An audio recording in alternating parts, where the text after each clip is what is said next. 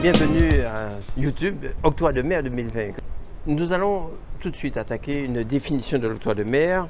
L'octroi de mer est une imposition spécifique des départements, régions et collectivités d'outre-mer, à savoir la Guadeloupe, la Martinique, la Guyane, la Réunion et Mayotte, dont l'origine remonte au droit de poids institué en 1670.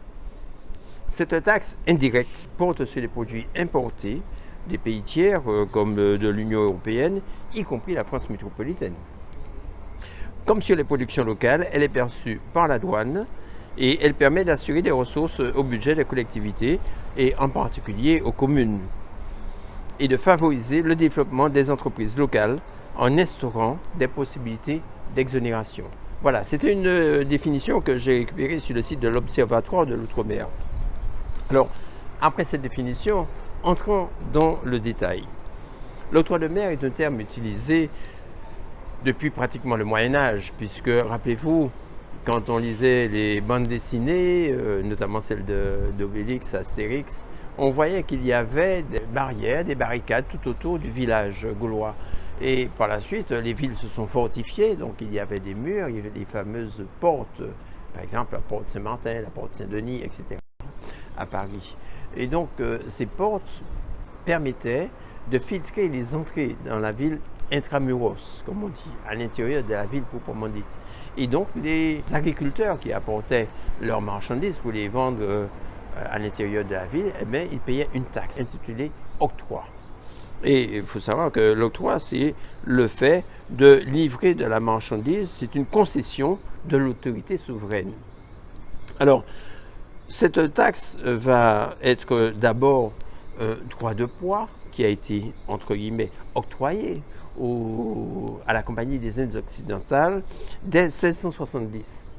Et donc, on peut considérer qu'à l'époque, c'était un droit d'importation, puisqu'il y avait essentiellement des produits, des marchandises qui venaient de l'étranger, de l'extérieur. Après, on peut retrouver le terme d'octroi municipal établi aux portes de la mer dans un document qui date de 1819 à la Martinique et ce même document de 1825 en Guadeloupe, et ça donne quand même un certain relent colonial. Après, le Senatus Consulte du 3 mai 1854, sous Napoléon III, relatif au statut des colonies, va encore parler d'octroi, mais avec la particularité, c'est que ça va définir la compétence du Conseil général pour voter les lois, et notamment les taxes, à l'exception des droits de douane.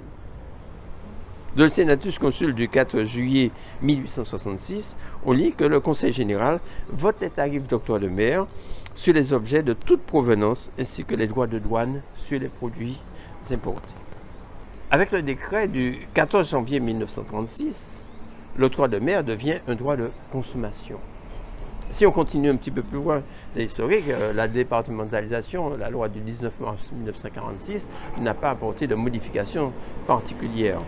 Par contre, l'entrée de l'Europe, avec notamment la libre circulation des biens et des personnes, la taxation différenciée des produits importés et la fabrication locale avec exonération pendant 10 ans. En 1992, il y a eu la création de la région avec bien sûr une taxe nouvelle qui a été créée, le fameux droit additionnel à l'octroi de mer qui a permis de donner des recettes à cette collectivité.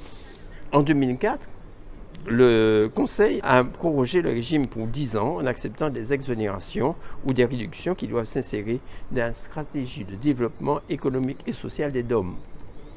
Il y a une constitution des fameuses listes de différentiels maximum avec taxation pour certains produits. Mais là aussi, on détaillera dans une prochaine émission.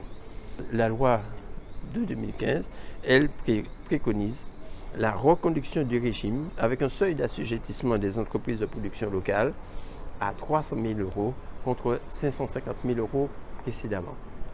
Donc, ça vous montre un petit peu l'évolution de plus en plus restrictive de la réglementation concernant l'octroi de mer. À très bientôt, mais n'oubliez pas de vous abonner et aussi de mettre like, j'aime. Merci, à bientôt.